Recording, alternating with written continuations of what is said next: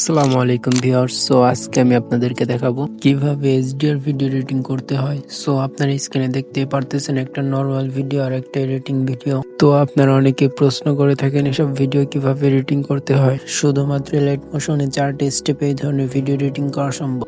Final লুকে না নেওয়া পর্যন্ত আমাদের সাথে থাকুন।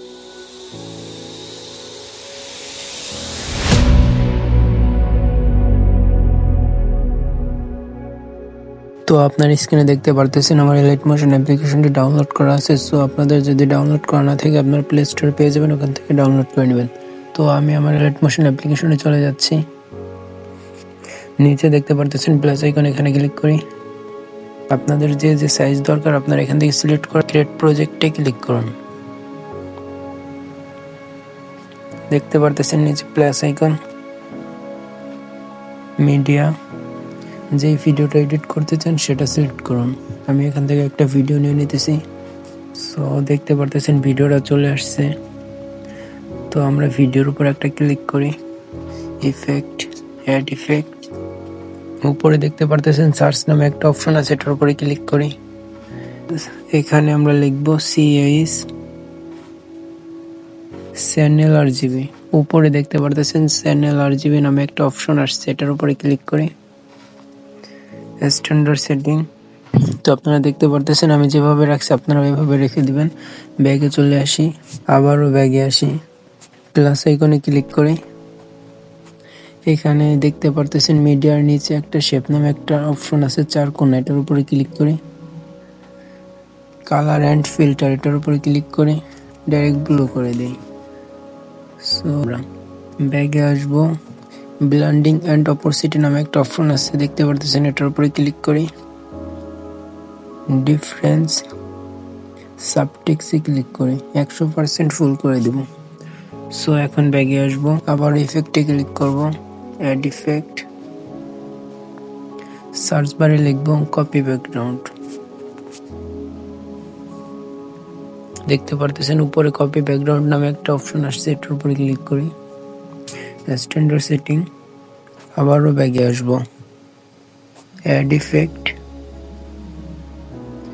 সার্চ বারে লিখবো GAU গোশেন বোলার। Standard setting. আবারও ব্যাগে আসবো, ইফেক্ট, অ্যাড ইফেক্ট। সার্চ বারে লিখবো EX exposure gamma. Standard setting.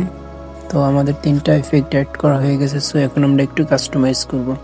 এখন আমরা গোশেন বোলার উপরে ক্লিক করি। এটা আমরা 400-তে রেখে দিব। ব্যাগে আসব, ইফেক্ট, দেখতে পারতেছেন এক্সপোজার গামা, এটার উপর আবার ক্লিক করি।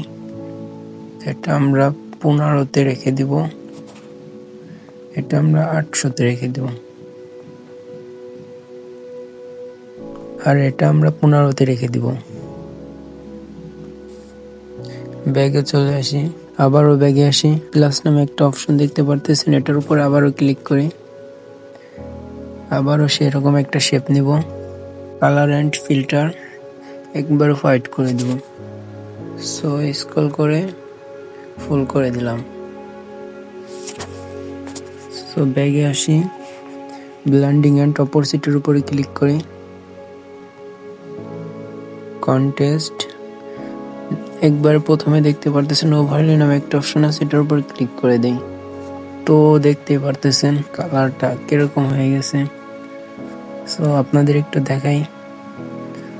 এই যে ফুল কালার আর এই যে একটা কালার, দেখতে পারতেছেন কত ভালো একটা রেজাল্ট দিছে। এটার উপরে ক্লিক করে আমরা ফুল স্ক্রল করে দেব। আবারও এটার উপরে ক্লিক করে স্ক্রল করে দিলাম। দেখতেই পারতেছেন ভাইয়া কত ভালো একটা রেজাল্ট দিছে।